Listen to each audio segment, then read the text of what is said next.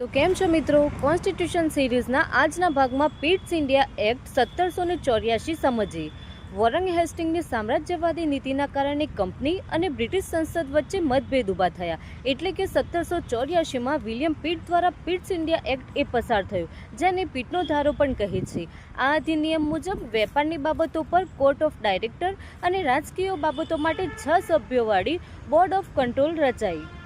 ભારતમાં કંપનીના પ્રદેશોને બ્રિટિશ અધિકૃત ભારત પ્રદેશ એવું નામ આપવામાં આવ્યું અને મુંબઈ અને મદ્રાસને બંગાળના ગવર્નર જનરલના અધીન કરાયા. મુંબઈ અને મદ્રાસના ગવર્નરોની સહાયતા માટે 3 સભ્યોની પરિષદ રચવામાં આવી. ભારતીય ગવર્નર જનરલની પરિષદની સભ્ય સંખ્યામાં 4થી ઘટાડીને 3 કરી દેવામાં આવ્યા, જેમાં 3માંથી એક સ્થાન કમાન્ડર ઇન ચીફને આપવામાં આવ્યું અને ભારતમાં કાર્યરત અંગ્રેજ અધિકારીઓ પર કેસ ચલાવવા માટે ઇંગ્લેન્ડમાં એક કોર્ટની સ્થાપના પણ કરવામાં આવી.